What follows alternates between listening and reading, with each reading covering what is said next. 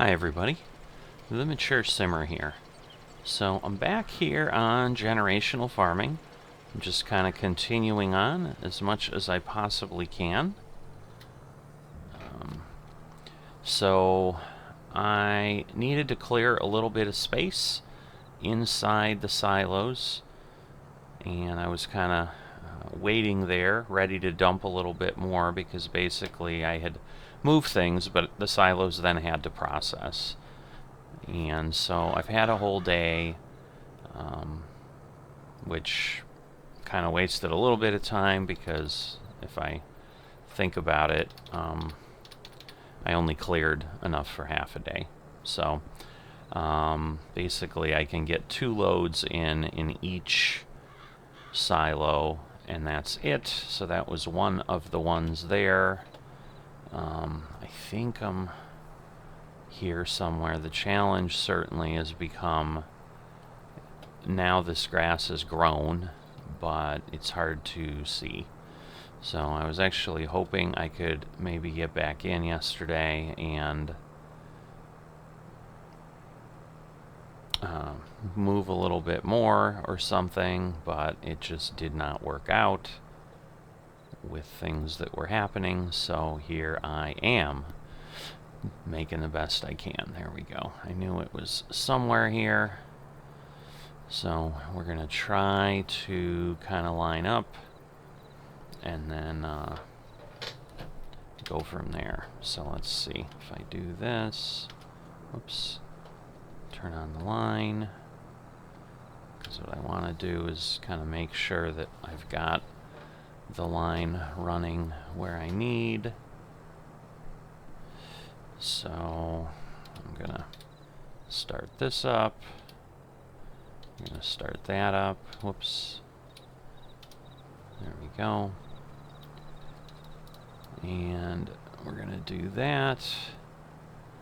And hopefully then, yeah, so we got to move over a bit because you can see we've got some left. So that will tweak us over a bit, and then we can go along.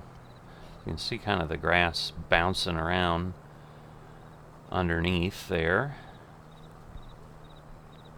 now that it is full grown. But once again, if you're just joining here, I am waiting until spring to cut the grass because I'm trying to get on a cycle again that I can do work and do 3 harvests in a given year.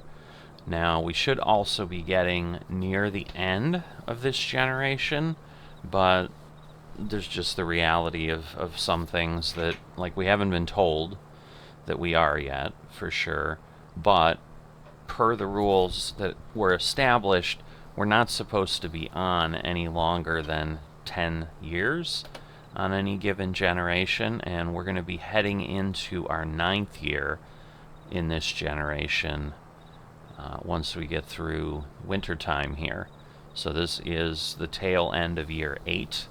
We're also supposed to get a year's notice about when we are moving. So that would seem to indicate that we are at least here through year 9, if not year 10. But there's been a major revamp going on in FSN with trying to get some things changed up and modify how things work. And so a lot of focus has gone there. Obviously, the other side, the web side of the world that's created by the folks that do the work here in creating the environment, Entrepreneurs, which really has no link to Farming Simulator. It's kind of a web-based world game, and there's a lot of attention that goes there as well. So with all the focus points, there's just not been a lot of input here other than, hey, we're going to try to get the generational farming servers synced up to time and kind of get them on a set calendar that they then report on the website so people can clearly see what time things are And I think they're trying to get that part done by the weekend, or before the end of the weekend, which technically would be today. So we'll see, what that does. My concern is I'm suddenly going to leap forward or something months ahead, which it could throw create a problem for me, because I've kind of set my timing here, assuming that, let's see, so this must be further up then, because 0 is kind of the line I snapped. It's right there. So I was close. It seems no matter when I get on, it's dark for generational farming here. It's just my ability to play coincides with these times, and so it's where I'm at. But it's harder in the dark here to really see, especially when obviously things are all greening of some sort and things are blending in and you're trying to find stuff. But I'm going to do what I can. So I need to get 4 more loads off the field. I don't think that's going to clear the field. So then I'm going to need to change my focus over to clearing space in the silo again. And I was intentionally kind of waiting a bit, because the sell price was not at the greatest point. And usually with the processing, I have enough ability with the silos I've got to go ahead and process things through the winter and get pretty much the silos cleared out before the spring starts up. That's going to be increasingly important this year once again, because what I don't want to do is run into stuff like this where I'm leaving things sitting on the field because I have no room in the silos. But I think I've got 6 or so more rows over, because I think this was row 8 when I was doing this the normal way, and once again I had set myself a little ways across the field, but not all the way at the edge. So, this would mean this is row 7 now. So I think there's more grass here than I can certainly handle in the space I've made available. But my goal is certainly today to probably offload most, if not all, of the silage that is available for sale, so that the thing can just run balls to the wall wide open and process. But as I said, I've in essence lost 210,000 liters of production, because it'd be about 70,000 liters per each of the 3 silos, in the fact that I couldn't get in and clear more space out yesterday. So the silos will have filled up and then kind of run into a situation where they're sitting and have no space, so they'll have stopped production. So at a minimum, I want to clear a few of those out before I have to head off this morning and get to the real world. Alright, so this gets me halfway with what I can do. So I'm going to pop away for a little bit, finish this up, and then I'll jump back when I'm ready to kind of shift over and or see, hey, can I get another partial load in or something? Because obviously the more of this I get off the field, the better. So I'll see you in a bit. Alright, last load here into the 3rd silo. So this will kind of cap all these off at over 550,000 at least for each of them. It's really over 560 for most of them. But one of the silos is always a little bit short. It's not an exact harvest. So I'm going to go ahead at this point and I'm going to drop off the mower, or the windrower, I'm sorry. The rake, just so that I can avoid extra issues as I run around. So you can see maintenance is getting close there. I got to come around because I found usually it's easier to just empty the silos from this direction than trying to get up this hill, because it kind of lowered things down, as you can see, a bit when these were placed. It's always challenging pretty much on any map to get anything entirely flat. So what I'll probably do is grab a load from each just so that they're processing, and then I'll just kind of start pounding away at one and get it going pretty well. Because again, with these being full at this point, I need to fully empty them for them to be able to process. I don't have to do it all immediately, because obviously it takes some time to process. It only does about 141,000 liters a day for each of the silos, so it takes 3-4 days for them to do everything. But that's why, like I said, these may not be fully empty when I'm ready to go here, because they're just a little overtly full with everything that happened. So for those not familiar with what we're doing here, so generational farming is a competition within FSN. FSN is Farming Simulator Network. It's a community that has a lot of servers. It's certainly shrunk down in the amount of servers we have from kind of the heyday a year or two ago.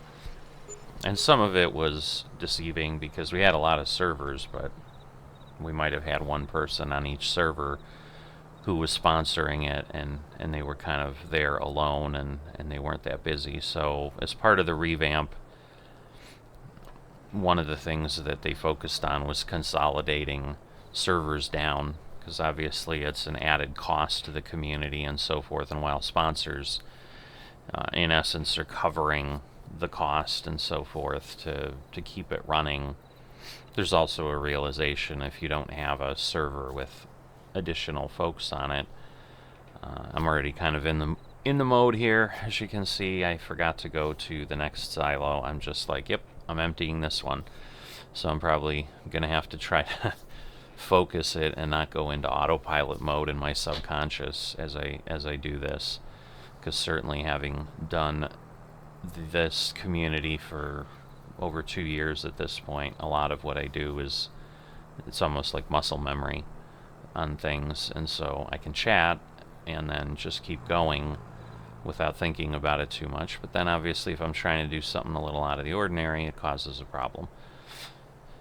So in any event, smaller batch of servers right now, and some of those are this generational farming, and so we're actually just have 3 servers that are active right now. I think they spun up 6, not knowing what the interest was going to be, and I think we had people spread across 5 of those. I think the 6th one ended up being overflow in case people wanted to join as they started seeing the competition going, and chatter was happening on Discord and so forth from folks, those of us participating, and I think there was a thought that more people might have gotten excited about, yeah, I want to be a part of this. But to my knowledge, I don't think we ever got anyone onto the 6th server, and then through attrition, people deciding, yeah, this isn't exactly what I thought it was going to be. My life has changed. I don't have the time I thought I did, so forth and so on. We lost some folks, and in the end, they basically said, all right, we're going to consolidate you guys down to 3 servers for the 2nd generation, and that's where we're at now. So generation basically is a nice way of saying it's a map change. We kind of live and operate a farm in each generation on a given map. So here, as you've seen probably from the thumbnail, we're on a German map, Nordwest Mecklenburg, and we're working that. The first one was Oberon in France, a base map from the game, and then we'll see where we go after that. So the competition is supposed to span 7 to 10 generations, so 7 to 10 different maps, and each generation is supposed to last from 2 to 10 years, and we run in real time in 12-day years, so 1 month per calendar day, and so you know, if we're on for 10 years, that's 120 days in real time just on the one map, which is not abnormal for what we would be doing in FSN. Alright, I think I went up to the third. That's the problem when I'm chatting, is I do, like, you know, my brain doesn't register those short-term details of what did I exactly do. But yeah, I think I was over. Obviously I have the tracks coming off there, so that validates things. A lot of what I'm doing, even when I'm collecting out in the field, trying to remember which silo to go to, I've got a pattern of how I approach each pad, and then just with the distance, the tracks start to vanish. Basically, it keeps 2 silos worth of tracks, so when I'm coming up, kind of the third silo that I had been at, the one I had been at last, is gone, and so then that's kind of the one I need to go back to, if that makes sense. So it helps with that. But here, because I'm not driving that far, you kind of just start getting a lot of tracks everywhere, because I can probably go around and around to each silo 3-4 times before tracks start vanishing. We're supposed to get a year's notice, as I mentioned, to be told we're leaving, because we want to do a little bit of planning. We're maybe, you know, cleaning up, selling stuff, focusing more on things that need to get done versus things that might span into the future that now you don't have time to do. So there is a little bit of part of the challenge of this is it's a bit random and unknown. So you can't come on saying, I know how long I'm going to be here, and then build this kind of long-term plan of what you're going to do, because you could show up and get 2 or 3 years and then be told, yep, we're heading out in year 3, so get ready to pack up your stuff and go. First generation was 8. Obviously we're in year 8.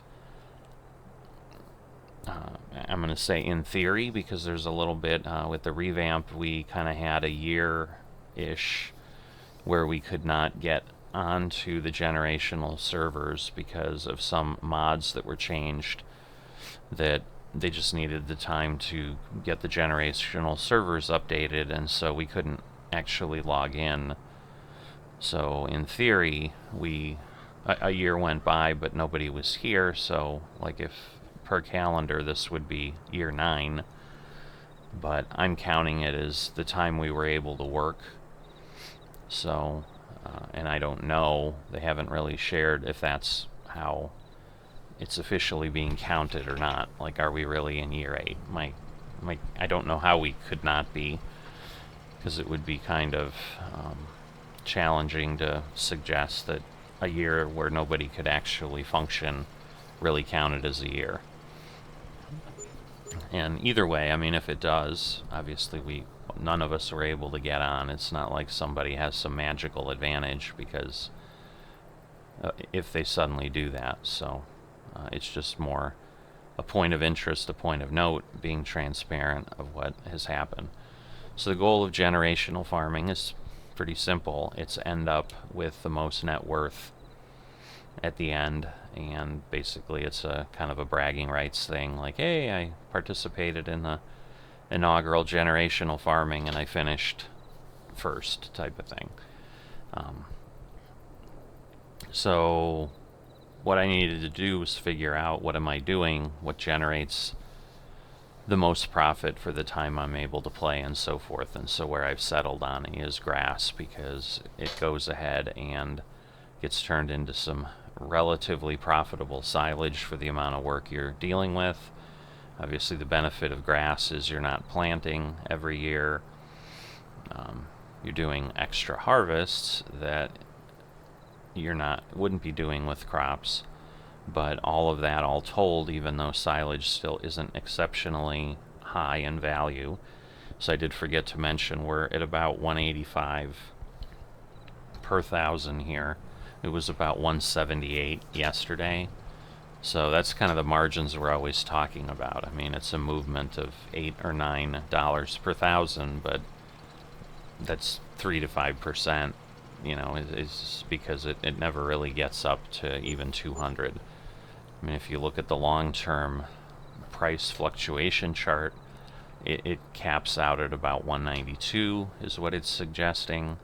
So we're pretty close here to the top end, and therefore it's certainly good enough to sell at this point. So that is why I'm doing that, but also why I waited and kind of always then end up tripping over my own feet with suddenly best laid plans falling apart, and I can't get on and clear out space like I did yesterday, where I thought I was going to, and then I forego some production. So again, you know, being able to produce that 70,000 liters, you know, that could be the difference into going into March or April, where I still have these silos producing. And more importantly, once you're starting to get into spring, the value that silage brings is starting to fall again, because it's one of those, like, if someone doesn't have a lot of capacity, they're going to be selling in the summer and in the spring perhaps, and there could be a glut in the market, and obviously supply and demand economics will tell you in that case you're going to get less money for it because it's a lot more prevalent. So people aren't scrambling, because I think silage, at least in game, I assume it mimics real life somewhat. Silage is used mainly to make TMR, so if someone's running, if a farmer is running dairy, they would like to probably purchase some silage once in a while if they can't generate enough on their own.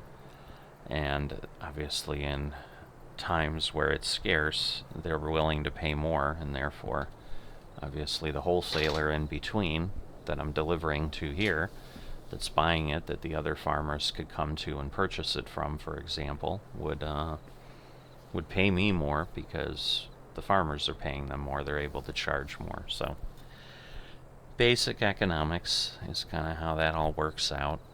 So I'll probably move just to another silo, because I'd rather make sure I have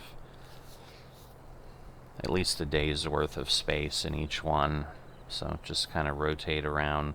Maybe we'll go to the one next to us here for a little while and get 3 or 4 loads out of there, because if I can get 4 loads, that gets me to the 140,000 and basically gives me a day's worth of capacity to produce. So if I could at least do that, we'd be in great shape. But you can see this goes relatively quick at this point. I mean, it still takes time to obviously fill the forage wagon and get it, you know, get it moved over here, but I don't know that I've actually ever timed it to see from a time study standpoint how quick I'm able to move, but it feels like, you know, 3 minutes or so is probably a realistic round trip, because it's probably 15-20 seconds to, you know, leave here, go get lined up under the pipe, start pouring, and then probably takes a good minute to pour and so forth. And again, then you gotta circle back around. 2 to 3 minutes probably is what we're realistically dealing with. But it takes a while, you know, when you're moving 500,000 liters, you're talking about 30-40 loads per silo. So, you know, we're 90 to 100 loads or so usually to empty these out, I think.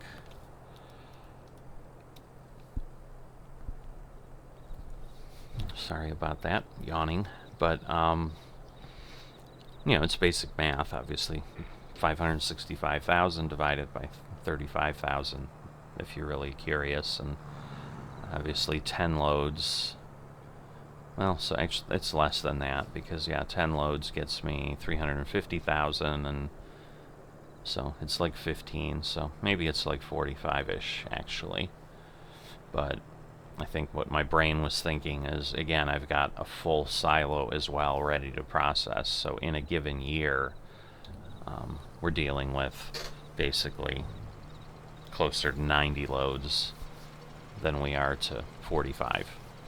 But to get things moved, but, you know, obviously, once again, then if I can do 4 or 5 loads, I'm emptying about a third of the capacity out of the silo, and that gives me a little bit of grace in case I can't get in and I don't create the problem I did yesterday. And I probably could have gone ahead and pulled out 2 more loads out of each to clear things up, but if you had caught my previous video, I was kind of open about the challenges, kind of the mental struggles I'm having with what's happening here, and trying to stay enthused and motivated. But we're moving on from that and just continuing forward, so I'm not going to rehash that. If you want to hear about that, you got 45 minutes plus in the previous episode you can go listen to, where I explain the struggles in gory detail. So go back there and listen to that if you want to do that. But I'm definitely trying to stay focused today, because as much as I can, because again, I've got to step away at various points in time, and once again it becomes the motivation to come back later versus sit and do something else. But I'm trying to stay on target more, because I know what will happen is if I don't and I get to the spring and I've got 500,000 in each silo still, I'm going to be pretty irritated with myself, because once again I'll have done work that I've admitted I'm at this point struggling with a little bit because of the repetitiveness and so forth, and just the nature of what we've got going on to try to make a profit, but then I'm throwing that profit away, and then it just becomes kind of this downward spiral of, all right, I'm not getting the results I want, and I'm not getting the results I want because, frankly, I'm not doing the work. So, and that's just not the kind of person I am, so that eats away at me. In that case, I don't like to do things just going through the motions. If I'm going to do it, I want to do it right. So that is what we're trying to do now. Again, I'm not really counting these loads, because I have, let me just look at the time. Yeah, I've probably got maybe not quite an hour that I can keep doing this, but at, like I said, 2 to 3 minutes per load, that means I'm going to get 20 to 30 of these moved by the time I have to get off, and that should be more than enough, as long as I kind of keep dancing between silos at least a little bit in the beginning. Aha. Alright, I was kind of waiting for this. So, I haven't been able to show this, so you can see, please start engine. I did not mistakenly hit a button. But what ended up happening, so I'm going to go ahead here and head to my workshop pad. There's a maintenance mod that got put on in the revamp, and once a piece of equipment with an engine, so my tractor, gets to 50% or more, it starts to have mechanical breakdowns. So you can see, I mean, I'm just there, but I knew I was getting close. Now that's a little bit more, but it doesn't have an engine, so it's not impacted the same way with the forage wagon. But I've had it happen before, but I've never had it happen on camera in an episode. So it's like, oh, I know I'm getting close. As I was collecting off the field, I'm like, so hopefully it'll happen while I'm recording, and I can share that with the audience. So there you go. So I think it's, I don't remember if it's real maintenance mod or something, but it's something like that. And so the higher you get beyond the 50%, more and more often it'll break down. So I've had situations where I'm mowing in the field, and sometimes I make the decision of, I'm just going to press on because I'm out here. Like if I'm coming back to the silos, it'd be kind of foolish now where I'm right there. Or if I was still collecting things off the field, for example, I'm driving over here and coming by the repair pad, so it just takes those few seconds to do the repair, and then I avoid those mechanical failures. But so in theory, if you're like, say, you keep pushing it to 80-90% because you don't have money. I mean, I don't know why else you'd do it, because frankly, it would irritate the heck out of me if it was like happening every minute and you're just trying to get work done, and instead you're restarting your tractor. And worst case, if you let it go all the way, where you're in essence at 100% maintenance requirement, it won't start at all, and then you'd have to tow the piece of equipment somewhere where it can get repaired, which obviously emulates and is kind of similar to what would happen in real life with something like that. And since a big driving factor of FSN is somewhat more realistic activity within Farming Simulator, any mods that come up like that from a gameplay standpoint tend to get incorporated. Now, they do have servers as part of the revamp. One of the things they did is they created a new category of servers called Enhanced Realism, where they push the realism even further. And I've read it, I understand it. I'm perfectly happy with the level of realism we have. I'm not looking for anything more. And so I knew it wasn't for me when I saw it come up as an option. But, I think they're running those as 24-day-year servers, so you basically get two. The month gets split in half, so you'd have a November 1, November 2, I think is how it would appear up in the status bar up in the upper right.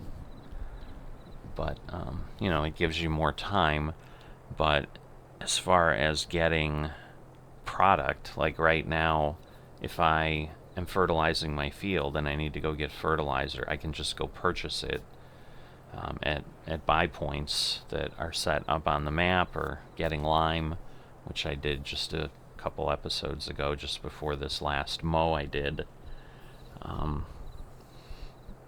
I go up to the store and I purchase it because there's places to buy it up there and so forth. And on FSN servers, they have kind of FSN customs locations, which are used for various purposes, but some of what was there was a bulk purchasing station for product. And on an Enhanced Realism server, you have to actually work with a logistics company and have them deliver that product to your farm. You can't just go fill up a tractor. So it kind of, again, mimics more the reality of what actual farmers are dealing with, is they'll have the chemicals or other things, the seed, delivered to their farm at some point by someone they've bought it from. And, that's what you got to do. But they've got that added work of logistics orders, and, there's someone who is operating a logistics company on that server. So I think, like, your gameplay, if you're doing that, in that case, is not working fields, it's moving product to farms and delivering it and so forth per the orders they've placed with you. So, but, that's kind of where things are at this point. So as I said, I'm going to keep moving along here a bit. Now I think I probably need at least 2 more loads out of this particular silo to clear out a day's worth, but definitely much further ahead than I was with what I did yesterday, and continuing to then increase my bank account, which is the sole goal of this series. So there are outside investments we do in between and so forth. So I've got several million that isn't here that has been working for me, and some investment options that, or a investment, I think we were able to pick a investment option of several that were available. And so I think I know about where that has grown to, but I'm hoping we'll be told. We may not be. It just may be, hey, do you want to add more to something between generations? Like this, between generation 2 and 3 will be the first time we're going to make this transition where we've already had investments. Like between generation 1, all of us were starting with, okay, this is the first time we can make an investment. And again, it's designed to mimic that generational aspect where a farm family may choose to have some savings as opposed to just rolling every dollar they have back into their operation, and then obviously having it all at risk on the field and so forth. So,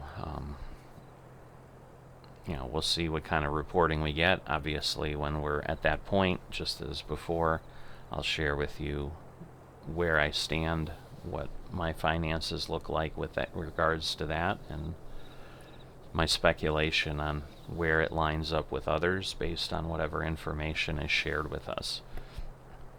But I'm going to keep plowing ahead for a little while longer here, and hopefully get in a good position, and then I don't know that I'll go ahead and kind of return to finish up the grass. There's just probably 4 or 5 more rows out there, so that might turn into probably worst case 10 more loads or something that I need to grab off the field.